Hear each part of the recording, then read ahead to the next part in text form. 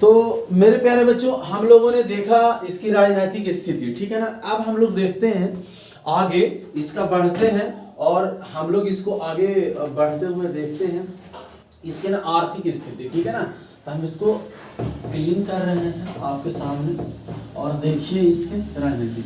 आप लोग जो भी मेरा वीडियोस देख रहे हैं वो लोग ना, उन लोग से आग्रह है, सब्सक्राइब के लिए हम नहीं कर रहे हैं, हम कह रहे हैं नोट्स बनाइए।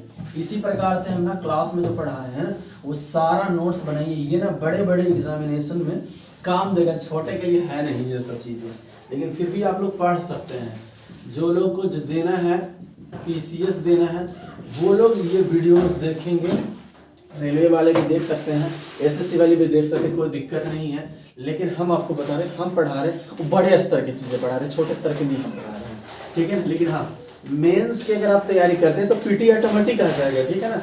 आगे हम लोग बढ़ते हैं और देखते हैं आर्थिक स्थिति। आर्थिक स्थिति में देखते हैं तो हड़प्पा था ना, वो हड़प्पा जो था वो ना मतलब कि पूरा आर्थिक दृष्टिकोण से पूरा अमीर था। कहने का मतलब ये समझ लीजिए, अमीर इसलिए था कि इसके ना सभी जितने भी इसके नगर मिले हैं, जितने भी इसके शहर मिले, सब ना आर्थिक रूप से ना सुदृढ़ समझते ही होंगे, मजबूत थे। क्यों?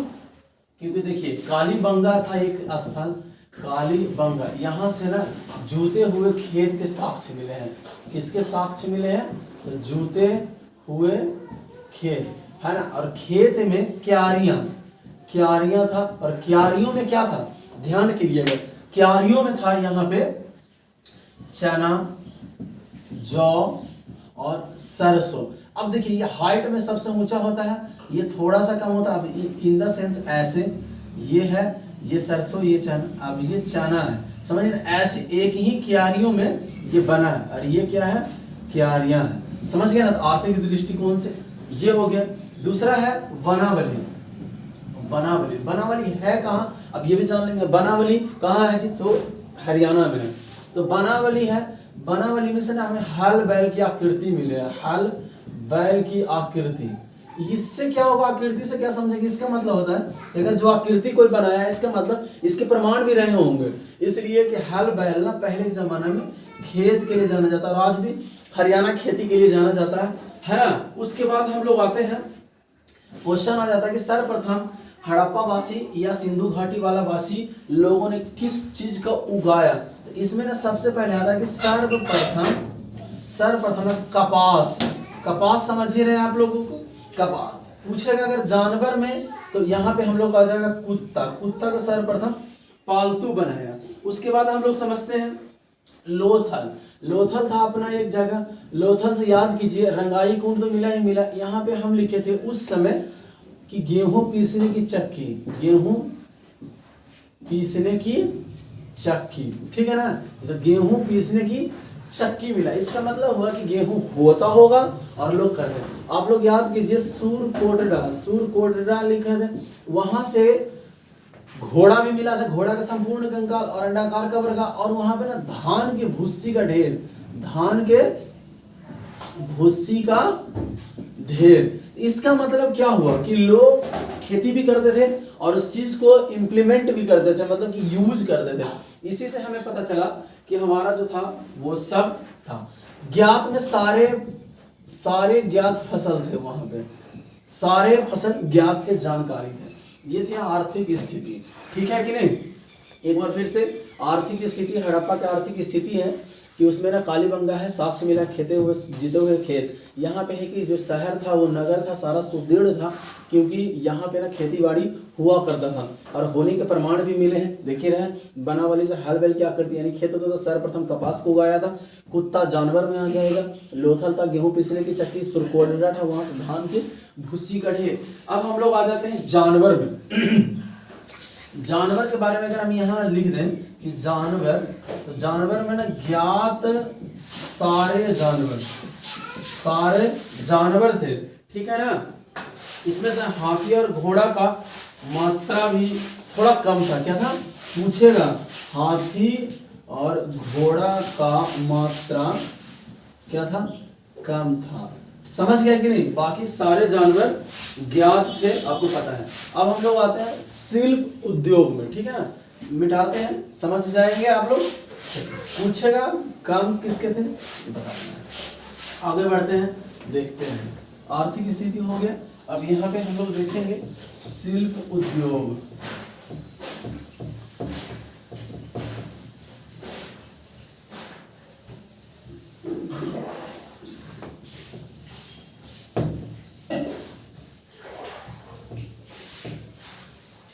चलिए अब यहाँ पे हम लोग देखते हैं शिल्प उद्योग में। शिल्प उद्योग का मतलब होता है हैंडक्राफ्ट, मतलब कुछ भी बनाना हाथ से, वो कैसे यूज किए इसके बारे में जान लेते। लोहा छोड़ के, समझिए, लोहा छोड़कर सभी धातु से परिचित थे, ठीक है ना। लोहा छोड़ के सभी धातु से परिचित थे। पूछेगा कि हड़प्पा वासी किस धातु से अज्ञान थे या अनभिज्ञ थे। लिख दे रहे हैं हड़प्पा वासी किस धातु से अज्ञात या अनभिज्ञ थे। आंसर आ जाएगा लोहा, यानी ज्ञात में सारा कुछ, सारा उद्योग वहां था। मिट्टी उद्योग, वस्त्र उद्योग, चमड़ा उद्योग, है ना, बनिका, सब कुछ। समझ गया। अब यहाँ पे हम लोग आ जाते हैं व्यापार वाणिज्य। व्यापार, अब देखिए कि यहाँ पे सबसे ज्यादा मात्रा किसका मिला। अगर मात्रा पूछ देगा कि सबसे ज्यादा मात्रा बताओ, तो कांस्य के मिला। कांस्य, इसीलिए हड़प्पा को कांस्य युगीन भी सभ्यता बोला जाता है, ठीक है ना। क्या बोला जाता है? कांस्य युगीन, ठीक है ना। समझ रहे हैं बात? एक एक चीज बता रहे हैं। व्यापार उद्योग भी कह सकते हैं या वाणिज्य बोल सकते हैं। व्यापार वाणिज्य में था कि बस जो वहां के व्यापार थे ना, वो ना वस्तु विनिमय थे। वस्तु विनिमय आप लोग समझते होंगे। मतलब समझाने के लिए आपको समझा रहे हैं कि अगर हम ना लोहार हैं और हमें चाहिए जूता, समझ गए कि नहीं? हाँ, तो हम ना ये जाएंगे जूता वाला दुकान पे, ये लोहार, इनको नीड है, ये जाएंगे और इनके पास एक पैमाना होगा, पैमाना, ठीक है ना। पैमाना रखे हैं ये इतना बड़ा ऐसे, इसमें ये अपना लोहा का जो सामान इनको नीड होगा वो दे देंगे और ये इनको एक पेयर जूता दे देंगे। अगर अनाज लेना होगा, सपोज अनाज इनको, तो ये भी इसी प्रकार से अपने सामान से बनी वस्तुएं इनको देंगे और ये इनको देंगे। इसी को बोलते हैं वस्तु विनिमय प्रणाली, ठीक है ना। समझ में आ गया वस्तु विनिमय। और ना ये जो व्यापार था ना, वो ना आंतरिक और बाहरी दोनों था। आंतरिक और बाह्य ये दोनों था, ठीक है ना। आंतरिक का मतलब दो स्टेप हुआ करता था ऐसे, इधर जन सामान्य का था और अंदर में ना राजा महाराजा बड़े बड़े लोगों के लिए थे। यहाँ पे जाने के लिए ना एक प्रमाण होता था राज चिन्ह। समझ गए? राज चिन्ह क्या होता है? एक सिंग वाला पशु, एक, अच्छा से समझ लीजिएगा, एक सिंग का पशु। पशु में कौन था? हिरण बना हुआ, एक सिंग वाला, ठीक है ना। ये राज चिन्ह था जिसको देख के आपको यहाँ जिनके पास होता था वो दे, और ये भी मिलता था, ये ना राज चिन्ह मिलता था। इसके लिए प्रतियोगिताएं होती थी, अपने अपने सामान का एग्जीबिशन। याद कीजिए, हमारे यहाँ भी एग्जीबिशन अभी चलता है यहाँ पे। और ये समझने के लिए समझाते हैं आगे, ये तौल माप ये जो था, ये 16 मतलब 1:16 के रेशियो में ये वाला था, ठीक है। तो समझ में आ गया होगा, इतना उम्मीद करते हैं। आगे हम लोग बढ़ते हैं, ठीक है ना। कुछ चीजें हैं जैसे ना लिखा हुआ कि इसके व्यापार के केंद्र कौन कौन था। अब यहाँ पे ना केंद्र की बात आ जाए कि व्यापार का केंद्र कौन कौन था। केंद्र का नाम हम ना लिख रहे हैं, नाम था उर, ठीक है ना, क्रिस, ठीक है ना। उसके बाद ना लगास, ये सब ना केंद्र है। आगे है दिलमुंड, ये सबसे ज्यादा फेमस रहा दिलमुंड, और माकन, ठीक है ना, और मेलेहू।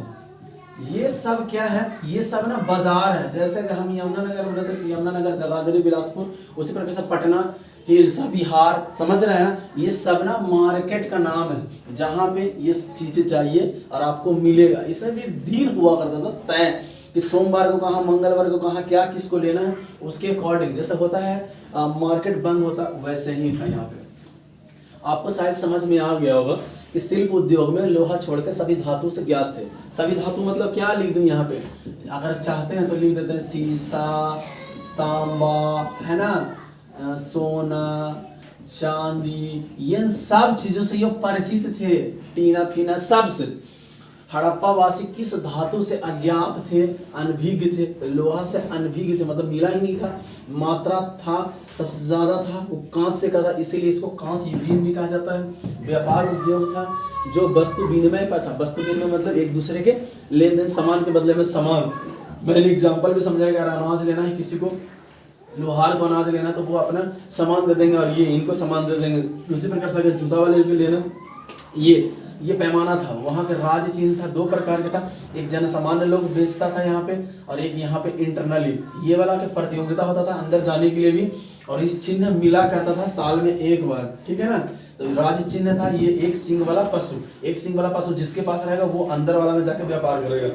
यह आंतरिक और बाह्य दोनों था, और यह 1.1 अनुपात। अगर कोई सामान ना बिकता है तो राजा आपको एक भाग देके 16 ले लेगा। ये केंद्र का नाम है ऊर, क्रिस, लगास, दिलमुंड, माकन, मेलू।